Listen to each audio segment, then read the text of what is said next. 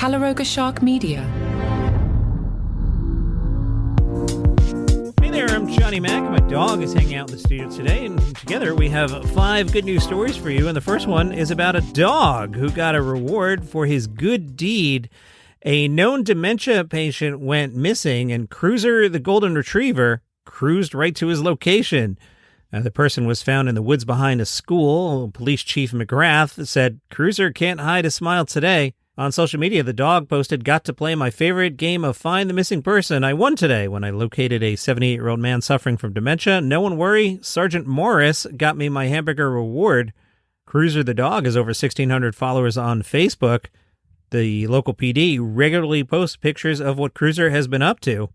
Anyway, they hooked Cruiser up with some burgers, and they shared pictures of that as well. Meanwhile, in Lithuania, the capital city there, which as you know is Vilnius, they debuted a new electric ferry boat for transit up and down the river Neris.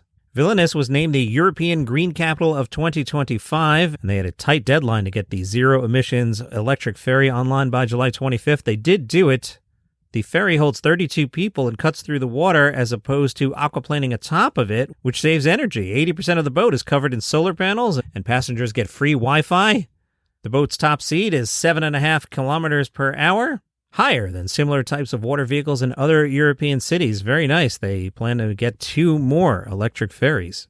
Good news if you like to swim but you're afraid of sharks. Australian shark experts have tested 4 bite-resistant materials to assess their ability to reduce injuries and blood loss. Now, you might still get some internal and crushing injuries should a shark bite you, but this bite-resistant wetsuit should help with the cause. Now, traditional chainmail suits are protective, but too inflexible and heavy for activities like surfing or diving, so these scientists look towards new materials, and they tested them. They baited the water with fish guts, and then they put in a wooden board with a gel that replicates the density of human muscle. On top of the gel was this wetsuit material. They jerked it back and forth and got the sharks to bite it. This is some scary research there. I was somewhere on vacation. There was an opportunity to go down in a shark tank, and I was like, no, thank you. Anyway, once the sharks realized, these aren't humans, this stinks, they swam away. But the researchers pulled the wood up to see how much shredding the shark teeth did. They tested this 152 times. They found that tiger shark bites never created a critical wound, and white sharks sometimes did, but it was still way better than a regular wetsuit. I'll be on the beach. It's October, so it's corn maze time. A Michigan farm unveiled a 5-acre corn maze depicting Detroit Lions wide receiver Amon-Ra St.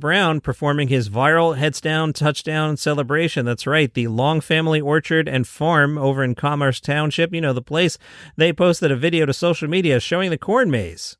Bobby Long said he and his brother Will came up with the idea last January, started working on it in July. Bobby said, "We do a special corn maze every year, and with the Lions being so awesome, and with everything Amon-Ra's done for our city, our state, and the fans, we wanted to give something back for him to enjoy too."